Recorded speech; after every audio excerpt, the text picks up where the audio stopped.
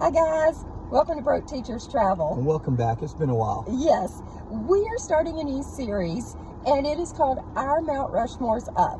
And we're starting off strong with our Mount Rushmores of unexpected stops that we made on our Southwest U.S. road trip. So here we go. All right, we're going to start off with somewhere that I thought was really cool, was Lone Pine, California. So yes, we're counting the southern part of California as the Southwest. But it was the Museum of Western Film History. Oh my gosh. That was amazing. It was so cool. There were so many cool things going. There was a video that talked about, the whole area that people had shot movies in for years, in the mountain ranges in the background. Which you can also go see. It's right down the road. And you could get a map and you could stop and actually see where various movies were filmed. Yeah. And it wasn't just Western. No, it wasn't. I mean, I got to see where Robert Downey Jr. filmed part of Iron Man.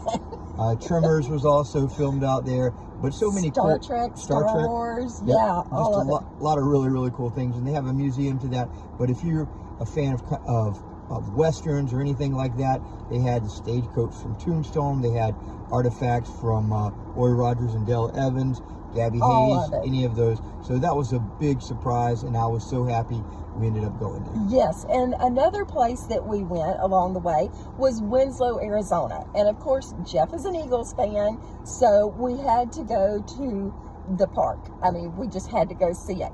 But we found an unexpected surprise there, and it was the La Posada Hotel.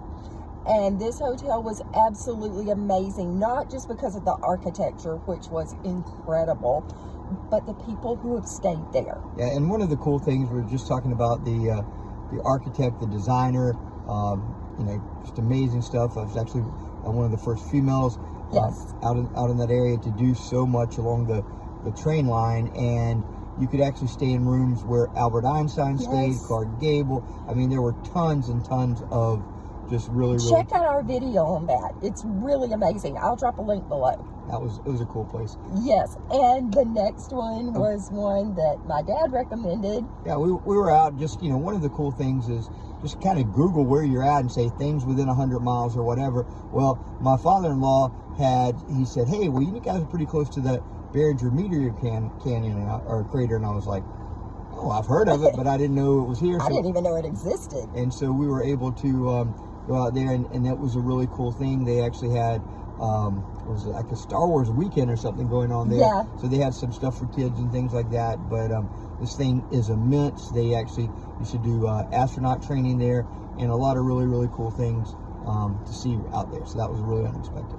And last but not least was the Ronald Reagan Presidential Library. Guys, this place, we had no idea. We've never been to a presidential library, and it was on top of the fact that the views were just absolutely stunning because it's in Simi Valley.